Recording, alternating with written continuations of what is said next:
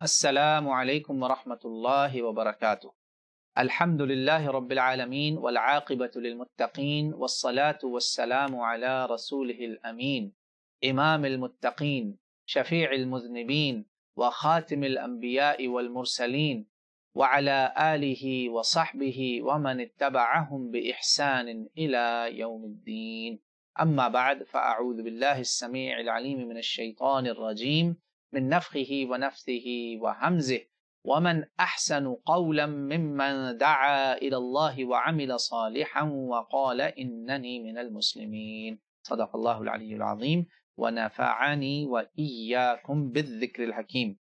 بہنوں بھائیوں، without further ado، اللہ تعالیٰ کی اس بات سے ہم بات کو شروع کرتے ہیں، صلاۃ والسلام کے بعد of course، کہ اس شخص سے بہتر کون ہوگا جو لوگوں کو اللہ کی طرف بلائے اور نیک اعمال کرے اور کہے کہ میں تو ایک مسلمان، میں مسلمانوں میں سے ہوں۔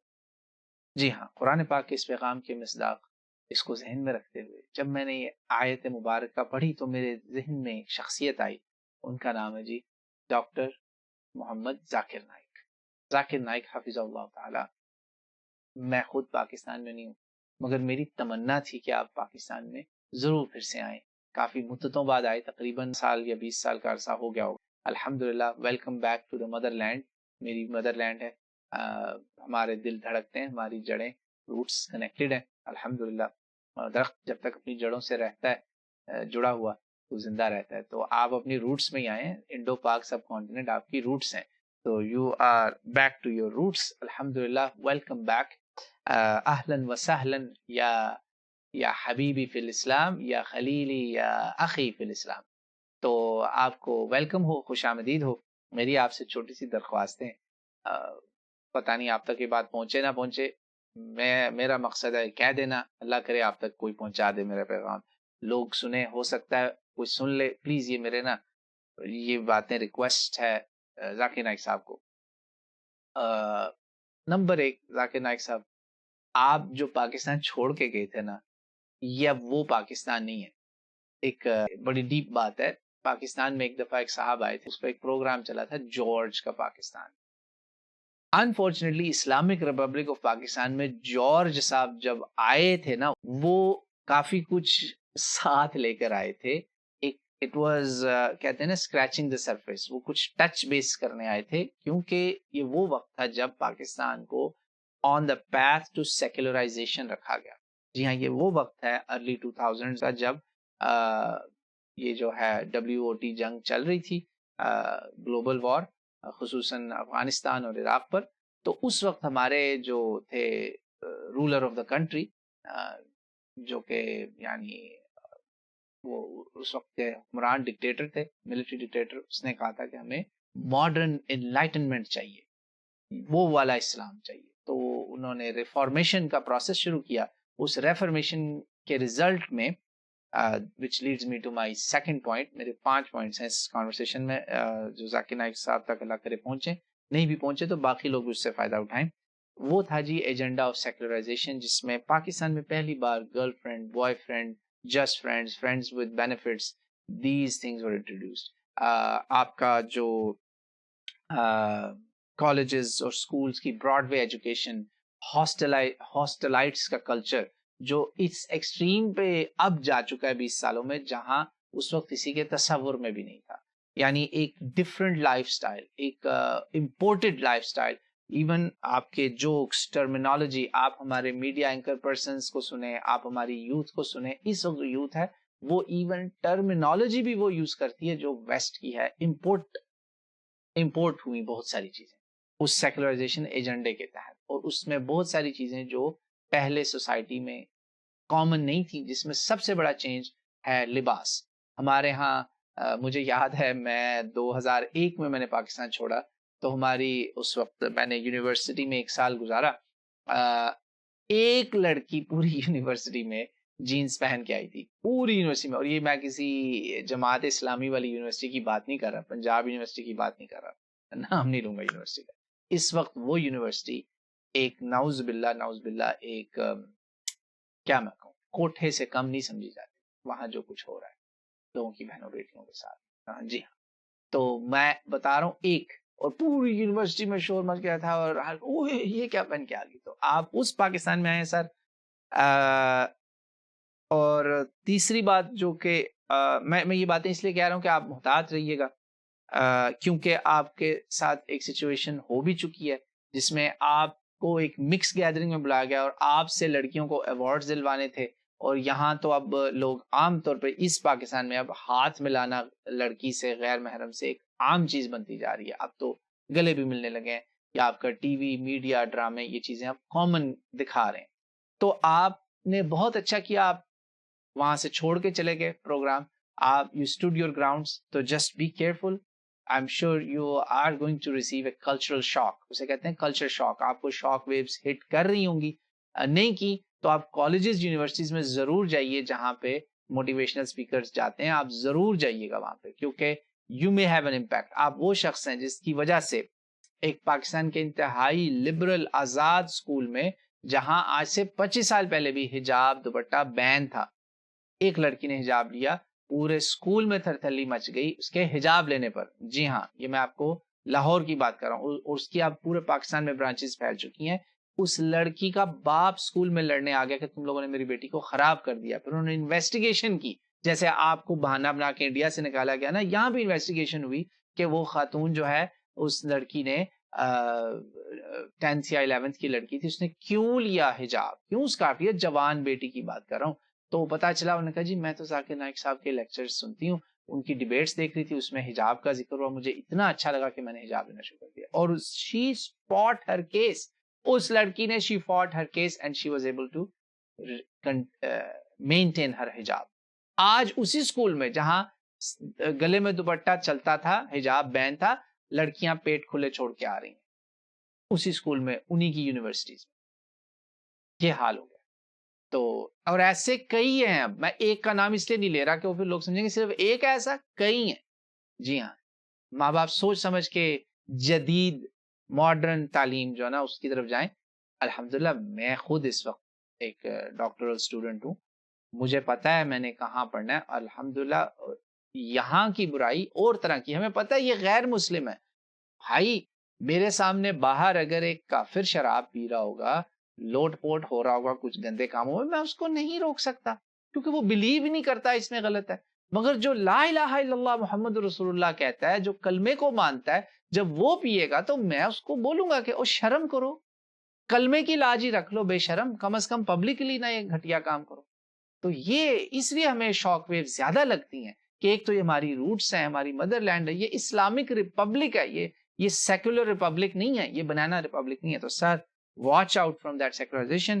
اور تیسرا میرے آپ سے التجا ہے، پاکستان میں پتہ نہیں کیا کیا ہو رہا ہے، غلیظ سیاست ہو رہی ہے، فلسطین، لبنان، شام، غزہ، تباہیاں مچی ہوئی ہیں ہر طرف، مگر پاکستان میں ان کا ایجنڈا ہے بس لوگوں کے بیڈ رومز میں گھسنا ہے، لوگوں کی ویڈیوز بنانا ہے اور ان کو بلیک میل کرنا ہے اور ان کو استعمال کرنا ہے اپنے مقصد کے لیے. تو سر اگر آپ یوز نہیں ہونا چاہتے نا کسی کے ہاتھوں اور ویگو ڈالے والوں کے ہاتھوں اٹھنا نہیں چاہتے، تو کسی بھی پولیٹیکل میٹر میں پلیز انوالو نہ ہوئیے گا، ورنہ آپ کی پرائیویسی، آپ کا بیڈ روم، آپ کا فون، آپ کا کمرہ، ہر چیز جو ہے نا وہ غیر محفوظ ہے. سمجھ لیں وہی دیوار برلن، وہ جو وال آف برلن سے پہلے والا جو جرمنی تھا نا، ایسٹ اور ویسٹ جرمنی، وہی حالات ہو جائیں گے.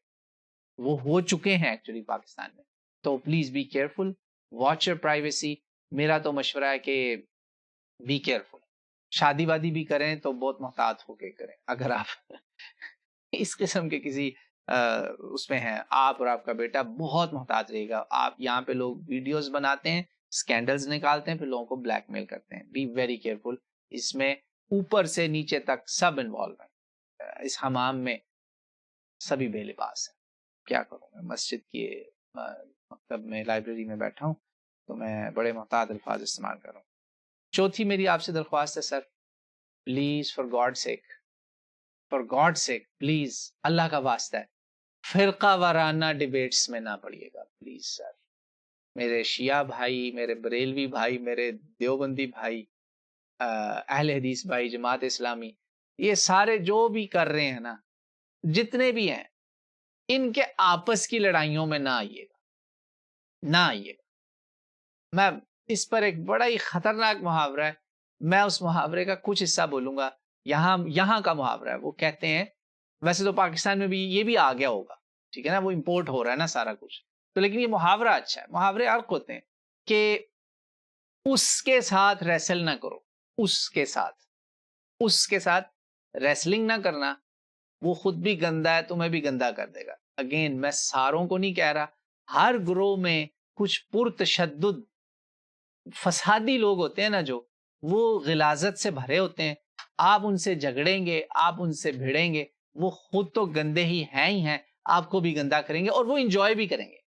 یہاں پہ ہے، don't resale with that so and so, he is dirty, he will get you dirty and he will love it, he will enjoy it. Please sir, فرقہ وارانہ جھگڑوں میں نہ پڑنا، اس میں کچھ نہیں رکھا ہوا۔ آپ which leads me to my fifth and final request، آپ گلوبل اسلام پہ فوکس کریں، آپ ویسے ہی کریں جیسے شیخ احمد دیدات رحمت اللہ علیہ، اللہ تعالیٰ کی کروڑوں رحمتیں اور سلامتیاں ہوں ان پر، اللہ ان کی قبر کو نور سے منور کرے۔ آپ مسلمانوں کے جھگڑوں کا کوئی آپ سے کہے بھی نہ، اسے کہو بھائی یہ آپ لوگوں کے آپس کے مسئلے ہیں، آپ اس کو گتھیاں سلجھاتے رہنا، مجھے چھوڑ دیں، کیونکہ میں الحمدللہ چھوٹا بنتا ہوں، مگر اس چھوٹے سے بندے کو اللہ تعالیٰ نے بڑے بڑے بندوں سے فیض دلوایا۔ شیخ یوسف ایسس حافظہ اللہ مجھے اپنا بیٹا کہتے ہیں، میں نے ان کے ساتھ سفر کیا ہوا ہے، پک اینڈ ڈراپ کی ہوا ہے، ان کا شوفر رہا ہوں، ٹھیک ہے جی، ان کے لیے پروگرامز آرگنائز کروائے ہیں، ٹھیک ہے جی۔ مجھے انہوں نے اپنی زبان مبارک سے، اللہ ان کو زندگی تندرستی صحت و عافیت نے، کہا کہ تمہیں پتہ ہے انہوں نے ذاکر نائک کے ساتھ کیا کیا؟ انہوں نے 2 فرقوں کا انہوں نے نام لیا جنہوں نے آپ کو یو کے میں بھی بین کروایا، یو کے میں بھی آپ کا جینا دو بھر کر دیا۔ جی سر، تو آپ ان لوگوں سے بچ کے رہیں، ان کو نہ چھیڑنا، پلیز نہ چھیڑنا۔ آپ کے لیے آلریڈی جو ہے نا یہ یہی 2 جماعتیں پاکستان میں، آپ لوگ سمجھدار ہیں، لوگ سمجھ جائیں گے میں کس کی بات کر رہا ہوں۔ 2 جماعتیں ہیں جو اس وقت پاکستان میں سب سے زیادہ آپ کے پیچھے ہاتھ دھو کے پڑی ہیں۔ تیسرے نمبر پہ وہ لوگ ہیں جن کو آپ نے ایک بار یہ سمجھایا تھا کہ صرف مسلمانوں پہ فوکس نہ کرو، مسلمانوں پہ اور دوسروں پہ، سب پہ فوکس کرو، وہ بھی آپ کے اندر سے بڑے ویری ہیں، بڑے افسوس کے ساتھ کہنا پڑتا ہے۔ اور چوتھے وہ بھی آپ کے فسادیوں کی بات کر رہا ہوں، ہر جگہ فسادی ملیں گے، وہ بھی آپ کے بڑے دشمن ہیں، جن میں کچھ لوگ آپ سے اس لیے ناراض ہو گئے کہ انہوں نے کہا آپ نے اپنے اوپر فلاں فرقے کا لیبل کیوں نہیں لگایا، اور آپ نے کہا یار اس فرقے کے بھی آگے فرقے بن گئے تو میں کیا کروں۔ ذاکر نائک صاحب آپ کو سب سمجھ آ رہی میں کیا کہہ رہا ہوں؟ مجھے یوسف ایسٹس نے خود بتایا حافظہ اللہ نے کہ دیکھو انہوں نے ذاکر نائک کے ساتھ کیا کیا، کیونکہ جب یوسف ایسٹس یہاں آئے تھے، یہاں بھی فرقہ پرست لوگوں نے اپنی دکانداری چمکانے کی کوشش کی تھی، آپ کا پروگرام ہمارے شہر میں فلاپ کرنے کی کوشش کی تھی، اینڈ دے میزریبلی فیلڈ الحمدللہ۔ اور اس پروگرام کے بعد وہیں پہ لوگ آ کے مسلمان ہوئے تھے الحمدللہ، جیسے آپ کے پروگرام میں ہوتے ہیں لوگ مسلمان۔